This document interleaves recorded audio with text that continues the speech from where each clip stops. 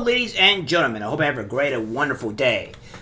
Well, we have this here coming from Southern California where another ransacking has happened, or a flash robbery. Now, this is a part of the course for California, so this is not normal. So this is normal. So I'll try to be brief on this actual reporting here. But as it may, is this a constantly ongoing thing? There was a lady that was vitally, that had her purse vitally snatched from her, and all this stuff. So a lot of crazy things happening in California that we probably should go over. Take a look at this. Retail Crime Task Force is looking for your help now in tracking down thieves who pull off these flash mob robberies. Police have a theory about why some of the stores have been targeted. KTLA's Kimberly Chang joins us live from Boyle Heights with details about the investigation. Kimberly.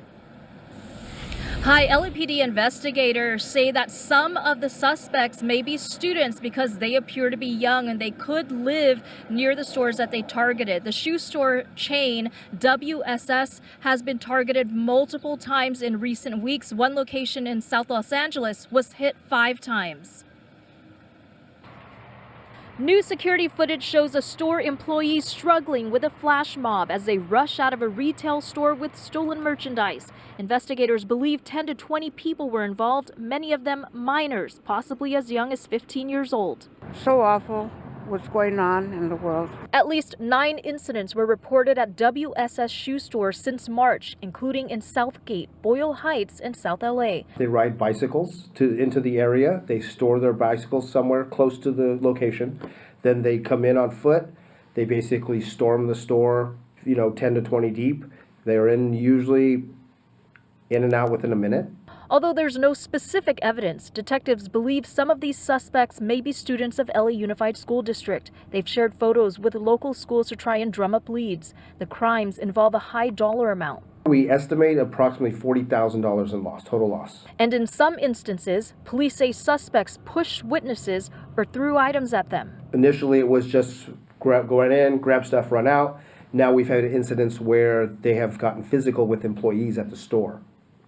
And we don't want it to escalate any further. An LAUSD spokesperson said they can't comment on an ongoing police investigation and released a statement saying in part, while it's unknown if the persons involved are students of our district, we actively reinforce the importance of responsible behavior and good citizenship among our students through ongoing education and support programs. These out-of-control flash mob robberies leave many feeling uneasy. I don't really shop in store anymore. Yeah, I go out and buy my stuff and then I go back home as fast as I can. I don't feel safe at all anymore. Sometimes we go shopping with our kids and now we're scared, but it doesn't stop us. Now let me interject here because I don't want to make the video kind of just go too long. I want to actually interject. But I want you guys to start understanding here on what's truly going on. This is due to soft on crime policies. Probably, I'm not saying that they did this, but I am saying that a lot of people in LA have gone for the soft on crime policies. It's not really much of a surprise that this is happening. When you make it to where, essentially, where you can go and steal things up to $900 or maybe potentially $1,000. You can go and steal the stuff and get slapped with like a misdemeanor or something and not have to face any repercussions at all for it. Not only that, you will have the prosecutors that will take you and you'll drop you right out of the court system after you get cited or whatever, and you get to go and do it again because it's just a slap on the wrist.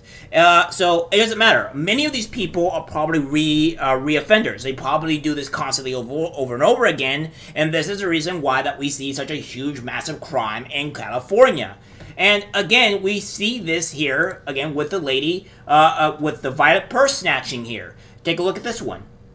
A brutal robbery caught on camera. A woman bringing flowers home to her mother is attacked.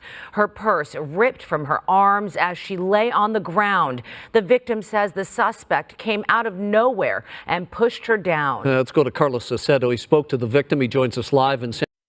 So again, this is an ongoing thing in California.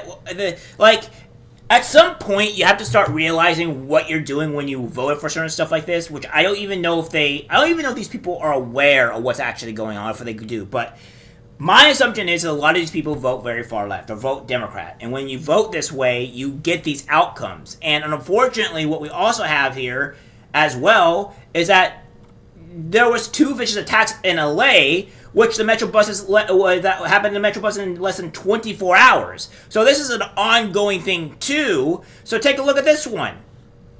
Carefully lift a blood-soaked passenger off a Metro bus in Silver Lake early Saturday morning, April 13th. Reports say the man was taken to the hospital in critical condition after suffering multiple stab wounds as the bus was traveling along Sunset Boulevard. Circumstances surrounding the attack are unclear, but police were able to quickly track down a suspect in the area who was handcuffed and hauled away. And this was just the first of 2 violent eruptions on LA public transportation that same day. This is happening all over California, and this is, again, a problem with the soft on crime policies, and this is everywhere. I mean, even when you had it in Sacramento, you had where there was a lady breaking into a store or a fast food area downtown, and the cops kind of ignore it. They just say, well, bye. And that was what was ongoing. And then you have this here with Benny Johnson also going and being attacked or mugged, or robbed rather, robbed in Oakland. It says Benny Johnson robbed at Oakland in In-N-Out Burger Wow shooting segment about it closing due to robberies. And it says, I was in the car when it happened. This is from Alex, or AOLX. I was in the car when it happened. The rest of the team was probably about 20 feet away. Car pulled up, someone jumped out, smashed the window, and tried to take a bag. I had to rip it from his hand and told him to F off. Oakland is a third world country. Yeah, and this is just something that was going on here as well. Out of here. The reason that the police and that speaking of being a victim, we were literally robbed while we were filming this video. Yeah, so, and this was all due to the In-N-Out closing down because of the huge amount of robberies and crime that's going on in Oakland. And this is just due to, again, of all the stuff. So, yeah, see, police, zero bail, increased Oakland's violent crime rate. And then we have, again, In-N-Out closed first location in 75-year history due to a wave of break-ins and robberies. So, it's an ongoing thing in California. This is to expect this. Just stay away from this state, honestly, because it's not safe to be here. It is quite terrible, and we need to avoid going to places like this. This is quite obvious. So, that's what's going on in California. A whole bunch of actual insane stuff going on in California in just like a couple day time period, which is insane. And I think a lot of things need to be adjusted. I think we need to be more harder on crime. I think we need to get these people more permanently in jail and all that, because at this point people are just being released with no bail and no issues whatsoever. The prosecutors won't do anything, and the soft on crime policies is hurting the entire state. So things need to be changed here.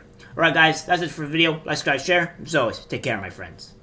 I'm disgusted by what I see in public. Even people closest to us can't be trusted, because it's algorithmic disease, the social media.